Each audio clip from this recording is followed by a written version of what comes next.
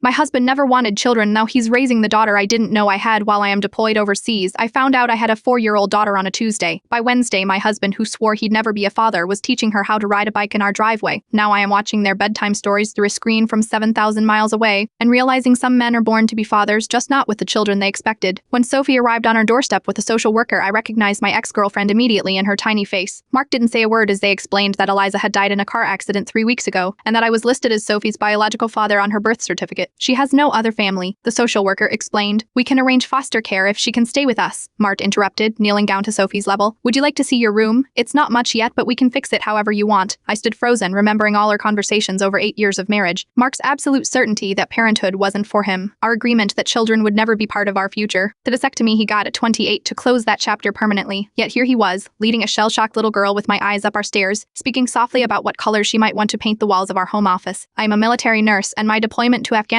was scheduled to begin in 9 days. As I frantically called my command about the situation, Mark was already ordering furniture, researching local schools, and learning Sophie's favorite foods and bedtime routines. We'll figure it out, he said when I asked how this could possibly work with me leaving. That makes her family. The morning I deployed, Sophie clung to my uniform, still barely knowing me, but terrified of another person disappearing. Mark gently peeled her away and whispered something in her ear that made her nod solemnly. We'll be right here when you get back, he promised me, both of us. Now 3 months into my deployment, I watched their nightly video calls in awe. Sophie's room is lavender with stars on the ceiling. She has a bicycle with training wheels and a collection of stuffed animals that Mark helps her arrange each night. She calls him Marky and asks him to check under her bed for monsters. Last night I watched as she fell asleep mid-story, and Mark carefully tucked the blanket around her. When he thought I couldn't see, he gently kissed her forehead before turning off her light. You are amazing with her, I said when he returned to the screen. I never expected, neither did I, he admitted quietly, but she's a part of you, and somehow that changed everything. He paused, looking away from the camera. I was so certain I knew what I wanted or what I didn't want, but Sophie needed a family, and suddenly nothing else mattered. In 5 months I'll return home to a family I never planned for, a daughter I'm still learning to know, and a husband who discovered a part of himself neither of us knew existed. Sometimes the life you carefully plan disappears in an instant, and sometimes what replaces it is more beautiful than anything you could have imagined.